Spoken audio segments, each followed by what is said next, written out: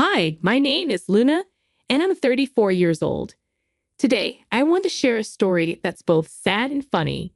It's my way of honoring my late sister-in-law, who always found humor even in the toughest times.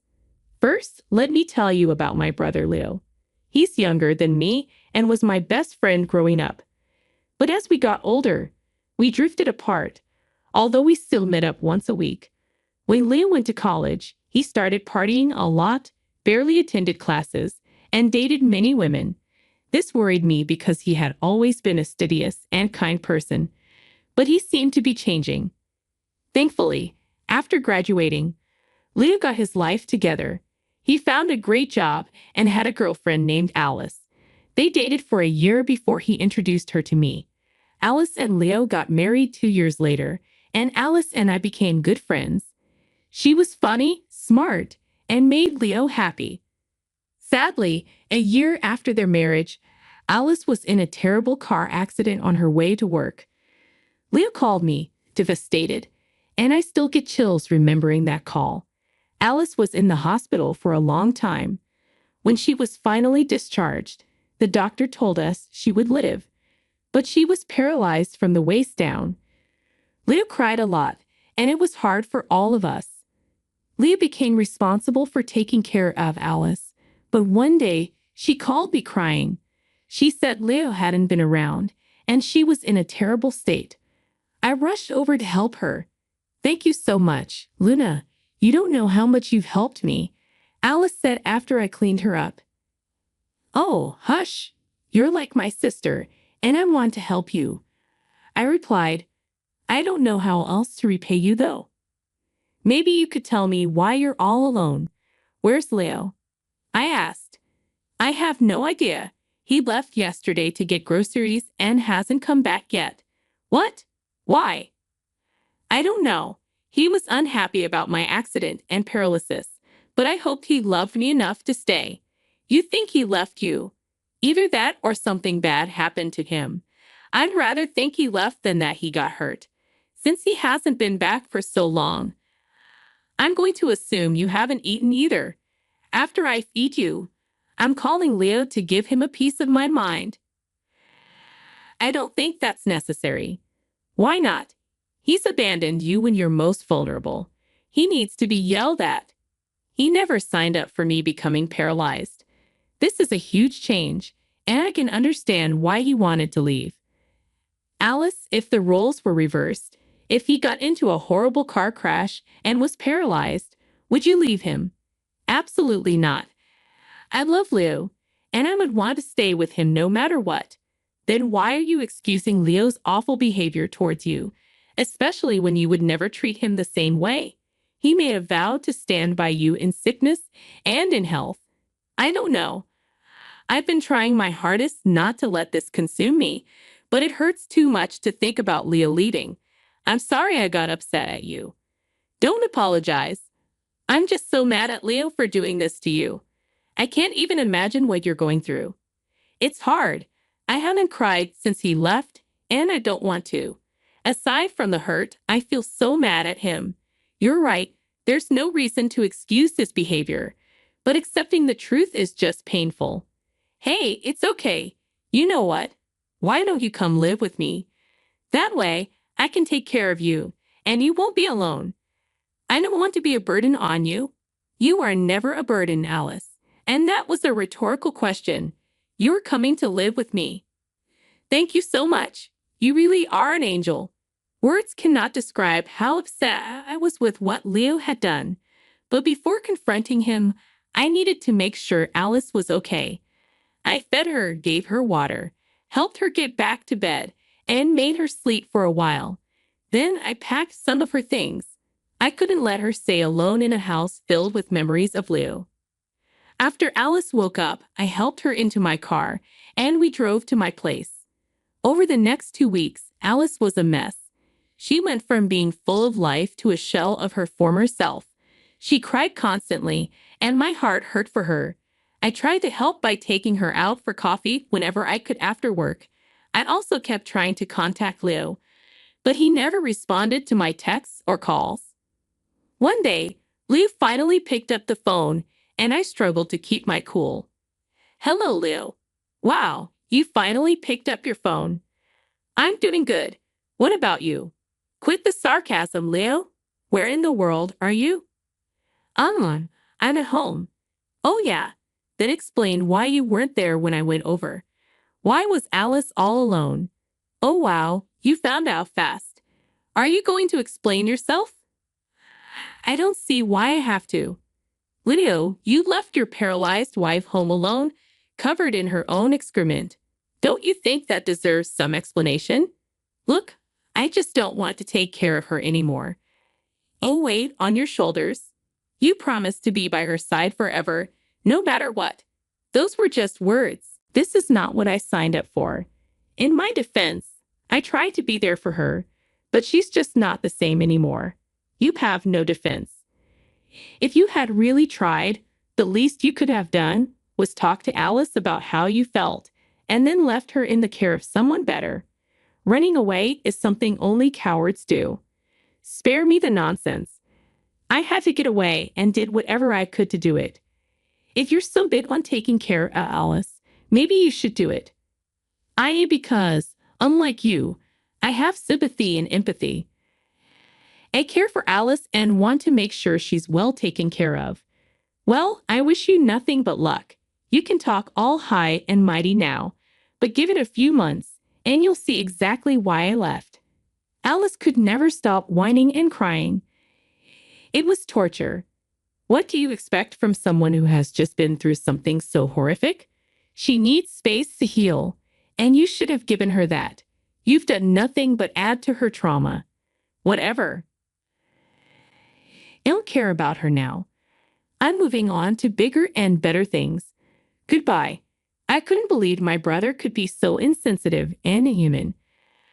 I was in shock and shaking with rage. When Alice asked later if I got through to Leo, I knew I couldn't lie to her. I told her the truth, and it seemed to wake her up. She went from being sad and heartbroken to hating Leo. She made hilarious digs at him and never cried over him again. Gradually, she returned to her old self, full of life and laughter. Alice tried to get a divorce from Leo, but he never responded to the papers. Pursuing the divorce would have taken a lot of money, which she didn't have due to her medical bills. So she just let it be. Time went on, and Alice and I became the best of friends. It felt nice to come home to a not empty house.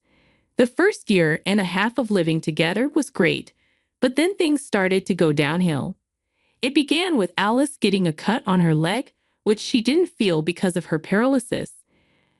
I didn't notice it since her legs were always covered, and she usually didn't need my help getting dressed or taking a shower. Alice must have seen it but didn't think it was a big deal. Unfortunately, the cut went unnoticed for 2 weeks and got infected. I'll spare you the gory details, but Alice's body was too weak to fight the infection, and she was quickly hospitalized.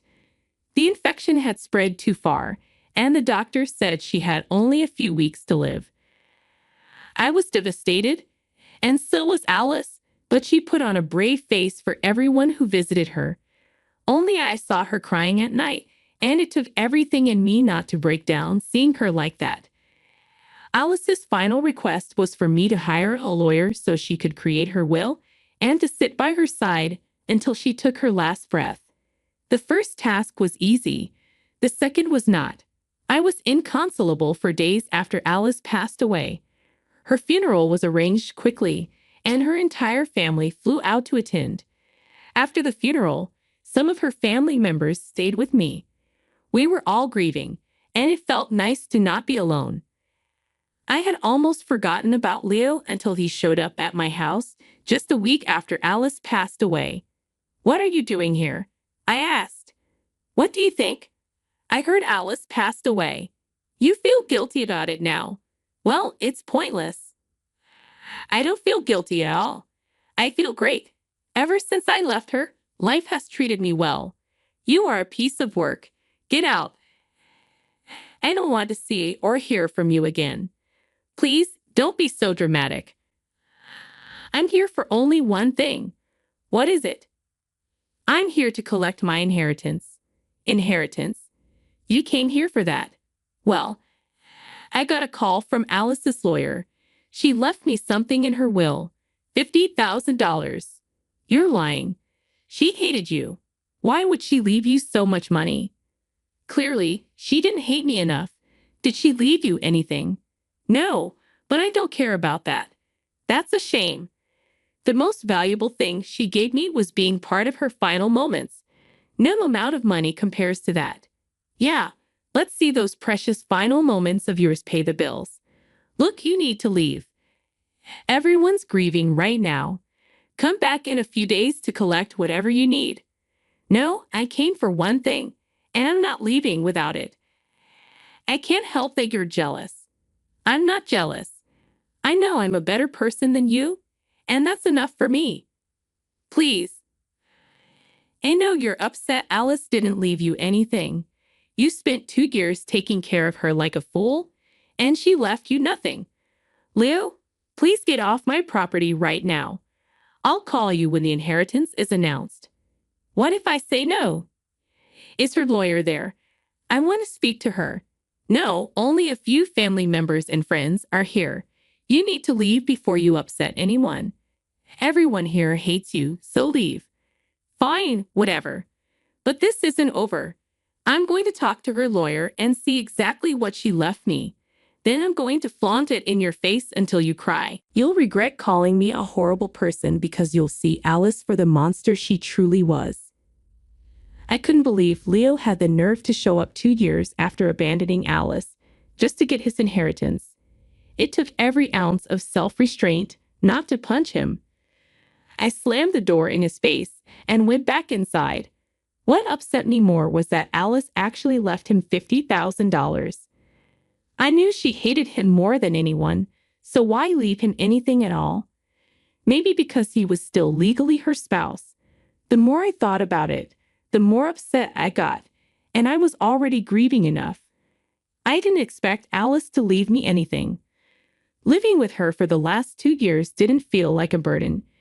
It felt like living with my best friend. Still, I couldn't help but feel disrespected that she left Leo so much money. Over the next 2 days, I tried to put those thoughts out of my mind while coping with my grief. Then I got a call from Alice's mother, Maxine. Hi, Luna. Are you free to talk for a few minutes? Yes, of course. How are you doing? Well, I'm getting by, I suppose. What about you? Same here. The house feels so empty without Alice. Thank you so much for helping her out. By the way, Maxine called me to talk. She said, if I didn't live so far away and have 2 young children to take care of, I would have helped her out myself. I replied, you don't have to thank me for anything, Maxine. Alice understood your situation and never wanted you to feel bad about not being able to help. I'm just glad I could be there for her. Maxine said, Alice was right. You're an amazing person. It's a shame you're related to that awful brother of yours. I know, and I'm so sorry Alice had to go through everything with him. I never thought he could be so heartless. You have nothing to apologize for. Besides, if Alice hadn't met your brother, she wouldn't have met you either. That's one way to look at it. Why did you call? Is something wrong? I wanted to tell you something about Alice's will. I didn't see the will, but I don't think she left me anything. What are you talking about? She left you her house. What? Leo came over and bragged about how Alice left him $50,000 and nothing for me. Maxine explained. Alice's lawyer called him to tell him about it. But there's more to the story. Alice hated Leo, especially after you helped her see his true nature. She asked her lawyer to call Leo right after she passed to give him his inheritance. But if she hated Leo, why did she leave him $50,000? Aren't you curious about how she had $50,000 to begin with? I am, but I didn't think it was my place to ask. Well, Alice never had $50,000 in cash or her bank account. She had it in Blockbuster gift cards. Wait, what? So she's giving Leo a bunch of useless Blockbuster cards. Yeah, she wanted to leave Leo with one last screw you for abandoning her. Oh my God, that's amazing. Did you really think Alice would leave without giving you something? I wouldn't have minded, but Leo is coming over tomorrow. It would be amazing to see his reaction. Can you record it? Of course, I'll do it for you. I couldn't believe it. Of course, Alice would want to get back at Leo for abandoning her. I was so caught up in my grief that I hadn't thought of it that way. I felt bad for doubting her, but knew she did this to make me happy. I asked Maxine to send me a copy of Alice's will so I could show Leo if needed. Then I texted Leo and set up a meeting for the next day. I went to Alice's house to find the box of blockbuster cards. I knew she loved movies, but to have that many cards was surprising. I started tidying up the place. Alice had left me one of her most cherished possessions, her house. She worked hard to buy it, and being there felt strangely comforting. I found the box of blockbuster cards and decided to spend the night there. The next day, around noon, Leo came to the house. He had a smug look on his face. I tried to keep a sad face so he wouldn't suspect anything. I set up my phone by the garage to record the whole interaction. "Hello, I'm here to collect my inheritance," Leo said. "Yeah, I know.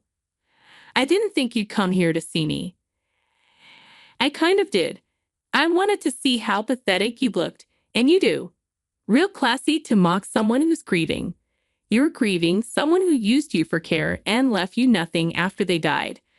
I'm not the villain you think I am." "I don't think you're a villain." "I know you are. Enough chit-chat. Give me my inheritance." "All right, here you go." I handed him a box. "A box? I don't get it. Is the money in here?" "Oh yeah. Why don't you open it?" "These are all blockbuster cards." "Yes, and they're worth $50,000. You're so lucky." "What is this?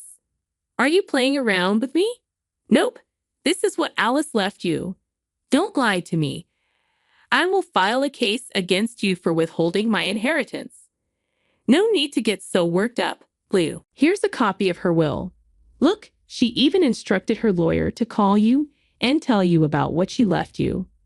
So this was all some sick joke. Did you really expect her to leave money to the fool who left her alone? When Alice first got paralyzed, Leo accused me of convincing her to leave him the joke inheritance. Believe me, Leo, I didn't do any of this. Besides, I could never come up with something this funny. Why did she leave you her house? Maybe because I took care of her until she passed. I'm going to take you to court. You're going to regret messing with me. Alice loved me. She did everything I asked her to. There's no way she would have done this to me. Oh, so you admit you only stayed with her to use her. That's lovely to hear. Shut up. The next time you hear from me, it will be through my lawyer. You better be prepared. Do your worst. I doubt you can do anything worse than what you did to Alice." Leo angrily walked away, looking like a child throwing a tantrum. As soon as I closed the door, I burst out laughing. It was the first time I had properly laughed since Alice passed away. It felt like Alice knew this would cheer me up, and it really did. I don't know why Leo thought Alice would actually leave him all that money. Leo stuck to his word and tried to take me to court for influencing Alice to change her will. So I hired a lawyer too. Before we could file an official complaint, our lawyers thought it would be best to try to settle our issues without involving the court by holding a meeting. At this meeting, I showed Leo's lawyer all the proof I had against him. Showed proof of him abandoning Alice just 2 months after she got paralyzed. I showed proof of how Leo never helped Alice financially even after he left.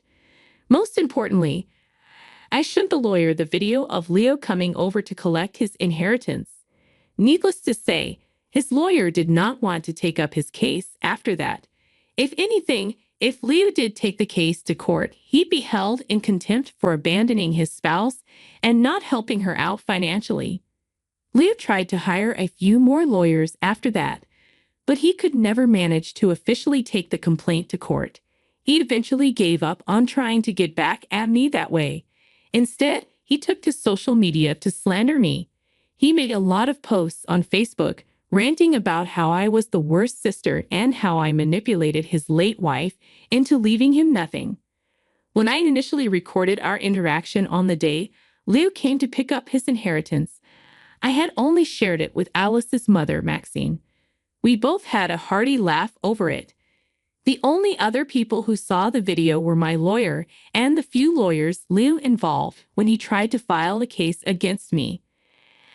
I never showed anybody else that video because I didn't think it was right to humiliate Leo anymore. But since he took to social media and tried to make me seem like the bad guy, causing me to receive a lot of messages from family and friends telling me that what I did wasn't right, I decided it wouldn't be right to stay silent. So I posted the video on my account and then swiftly blocked Leo. Everyone who once criticized me quickly took my side and apologized for assuming things without asking me for my side of the story. Leo's in hot water with everyone, and many of our family members have cut ties with him. It turns out he had lied to them about how he'd been taking care of Alice. He told them he had to move to another state for work and left her in my care. Everyone had been praising him, but none of them knew the truth. I don't know what happened to Leo after that, but it's nice knowing he finally faced the consequences of his actions. As for me, I'm doing a little better. I'm still grappling with Alice's passing, but I've decided to live in her house so I can feel like she's still there with me. Thank you so much for listening to my story, and I hope you enjoyed it.